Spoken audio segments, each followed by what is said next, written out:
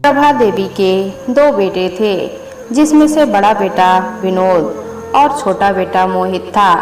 प्रभा देवी की बड़ी बहू चांदनी एक मॉडर्न और छरहरी काया वाली सुंदर लड़की थी, तो वही मोहित की पत्नी काजल गरीब घर परिवार की सांवली सूरत वाली लड़की थी।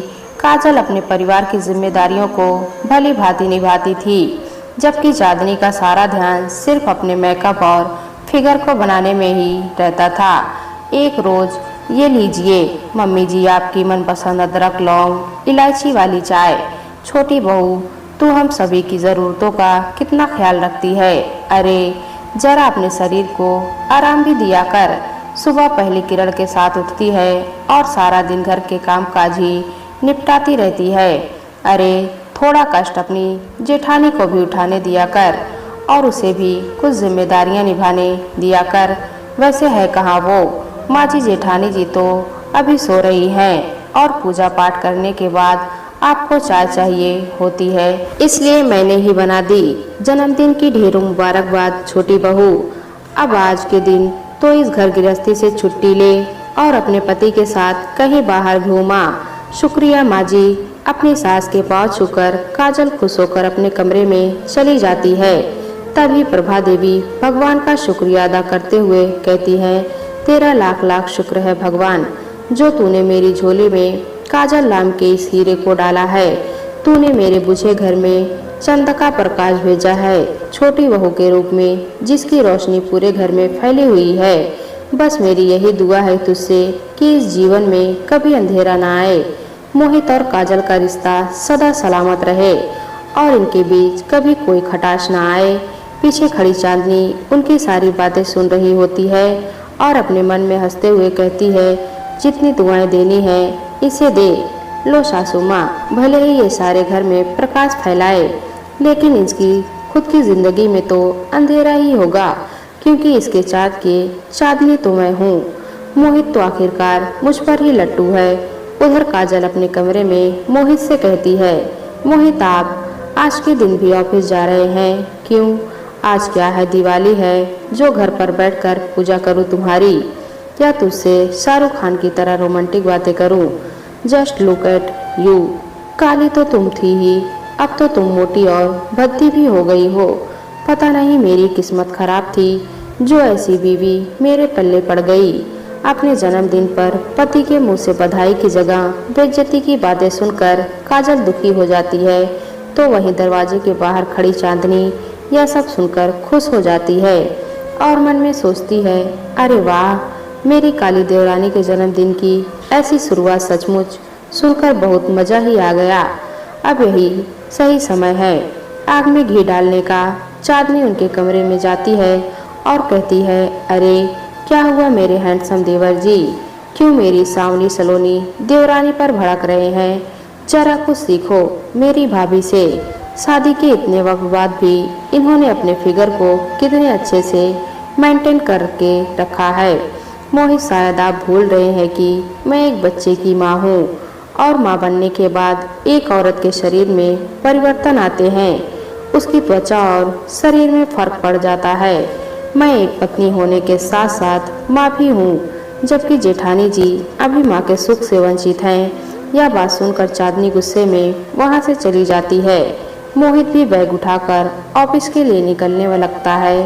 तभी उसका बेटा बंटी स्कूल के लिए तैयार होकर आता है और मोहित से कहता है, पापा आज मेरी स्कूल वैन नहीं आई, क्या आप मुझे ऑफिस जाते हुए स्कूल ड्रॉप कर देंगे प्लीज?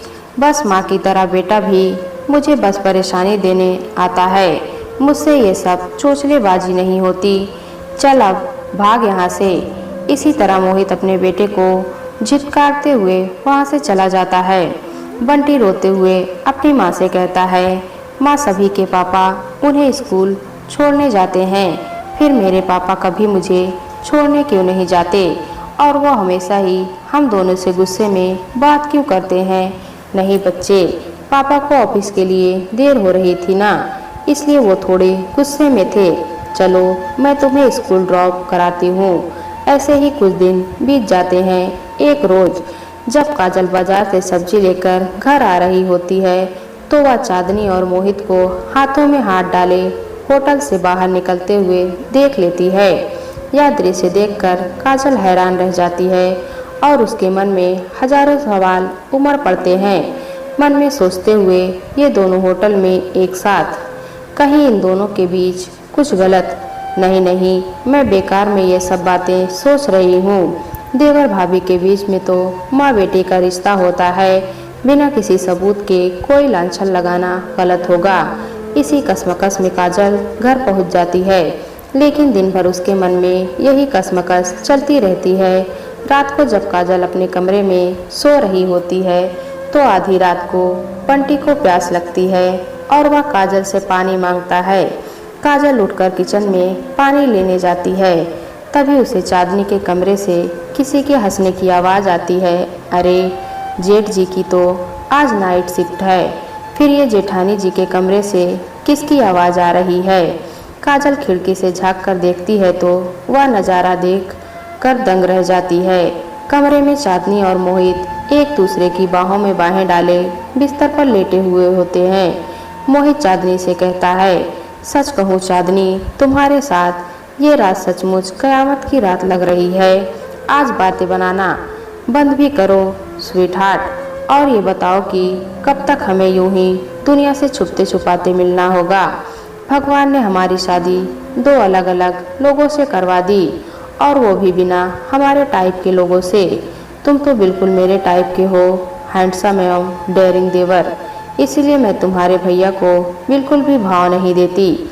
जानता हूँ जाने मन, अब मुझे जाना होगा। कहीं काजल की आँख खुल गई तो मुश्किल हो जाएगी। मोहित जैसे ही बाहर जाने के लिए दरवाज़ा खोलता है, काजल वहाँ खड़ी होती है। बिल्कुल भी शर्म नहीं है तुम दोनों में। देवर भाभी के पाक रिश्ते को कलंक लगा दिया तुमने। मैंने ये कभी नहीं सोचा था कि मेरी जेठानी मेरी सौतन बनेगी। तब चांदनी बोली, ओह, तो तुमने सब कुछ देख लिया। चलो अच्छा है, आज नहीं तो कल सच तुम्हारे सामने आना ही था।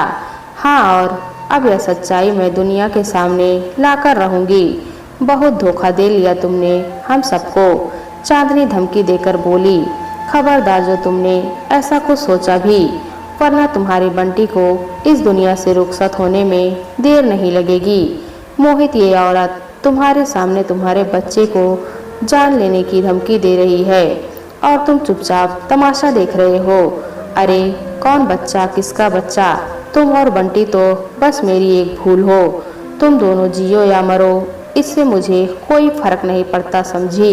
इस तरह उन दोनों की मिली धमकी से काजल अपने बच्चे को खोने से डर जाती है और अपना मुंह बंद रखकर सब कुछ चुपचाप सहती रहती है। इसका नतीजा यह होता है कि देवर भाभी की हवस को साह मिल जाती है और अब वे एक दूसरे के साथ और ज़्यादा समय बिताते हैं। एक रोज बंटी अपनी माँ से पूछता है, माँ, आजकल आप इतनी उदास और खोई खोई क्यों रहती हो? पापा ने आपसे कुछ कहा क्या? नहीं मेरे बच्चे, वो मेरी तबीयत ठीक नहीं है ना, बस इसलिए। तू जा बाहर जाकर खेल। बंटी बाहर खेलने चला जाता है। तभी काजल की सास उसके कमरे में आती है और उससे कहती है, क्या बात है बहू, तेरे और मोहित के बीच सब कुछ ठीक तो है ना? आज तो बात तुमसे बंटी ने पूछी, वो मैं भी कई दिनों से पूछना चाह रही थी। आजकल तुम हर वक्त खोई खोई सी क्यों रहती हो?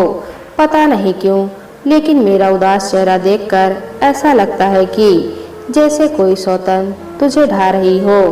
अगर ऐसा कुछ है तो एक बात हमेशा याद रखना, विश्वास से भरी पत्नी अगर चाहे तो यमराज से भी अपने पति के प्राण वापस ला सकती है। फिर एक औरत से क्या डरना?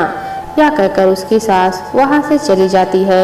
लेकिन उनकी बातों ने मानो काजल में एक नई शक्ति भर दी थी। वह बिना देर किए अपने जेठ विनोद के पास जाती है और उसे सारी सच्चाई बता देती है। विनोद बोला, काजल, तुम होश में तो हो? अपनी जेठानी के बारे में ऐसी बातें करते हुए तुम्हें शर्म नहीं आती? जेठ जी, मुझे बस आज रात का समय दीजिए। आज रात जेठानी जी की सच्चाई आपके सामने होगी। इसके बाद विनोद के साथ मिलकर काजल एक प्लान बनाती है। काजल मोहित के फ़ोन से चांदनी को मैसेज करती है और उसे अकेले में मिलने के लिए छत पर बुलाती है। कुछ देर बाद चांदनी छत पर आ जाती है और पीछे से जाकर मोहित के गले से लिपट जाती है। वह कहती है, क्या हुआ मेरे हैंडसम देवर जी, आधी रात तक सब्र नहीं हुआ जो मुझे छत पर ही बुला लिया। चलो अच्छा है, रोज रोज चार दीवारी में रोमांस करते करते मैं भी बोर हो गई थी। आज खुले आसमान के नीचे रोमांस करने में मज़ा आएगा। अब कुछ कहोगे भी या यूं ही पीठ घुमाए खड़े रहोगे। चलो अब मुझे जल्दी से अपनी बाहों में भर लो। जैसे ही वाया कहती है, मोहित के कपड़े पहने खड़ा विनोद उसे जोरदार थप्पड़ मारता है। इसी के साथ छत की लाइट जल उठती है और सभी वहां आ जाते हैं। विनोद तुम, हाँ मैं, इतने दिनों से तुम मुझे धोखा दे रही थी, मुझे बेवकूफ़ बना रही थी और तुम मोहित अपने ही भाई की पीठ पर छुरा घोंप दिया तुमने। आज अगर काजल मुझे तुम्हारी सच्चाई नहीं बताती तो यह घिनौना सच कभी मेरे सामने नहीं आता। आज के बाद तुम दोनों से मेरे सारे रिश्ते ख़त्म। नहीं विनोद, ऐसा मत कहो, मुझसे रिश्ता मत तोड़ो, मुझसे भूल हो गई। अपनी अय्याशी को भूल का नाम मत दो समझी। अब निकल जाओ मेरे घर से। काजल तुम तो मुझे समझो, आखिरकार मैं तुम्हारे बच्चे का बाप हूँ। तुम्हें हमारे बच्चे का वास्ता, जिस बच्चे को मौत के घाट उतारने की बात कर रहे थे, आज आप उसी का वास्ता दे रहे हो। बंटी बेटा, अपने पापा के पास आओ। बंटी दूर रहो मुझसे, अपने मेरी माँ का दिल दुखाया है, उन्हें धोखा दिया है, चले जाओ हम दोनों की जिंदगी से। माँ मैं तो आपका बेटा हूँ, आप तो मुझे माफ़ करेंगी ना। अपना ये मनहोश चेहरा लेकर निकल जाओ मेरे घर से। अरे तू मेरा बेटा नहीं बल्कि मेरी कोख से जन्मा कलंक है कलंक। इस तरह चांदनी और मोहित की हवस के कारण चार जिंदगियां बिखर जाती हैं। कुछ साल बीत जाने के बाद विनोद और काजल बंटी को माता पिता का प्यार देने के लिए एक दूसरे से शादी कर लेते हैं। वहीं मोहित और चांदनी जेल में सड़ते हुए अपने आगे की जिंदगी काटते हैं। दोस्तों कहानी अच्छी लगी तो कमेंट में बताएं। चैनल पर नए हैं तो एक लाइक और सब्सक्राइब जरूर करें।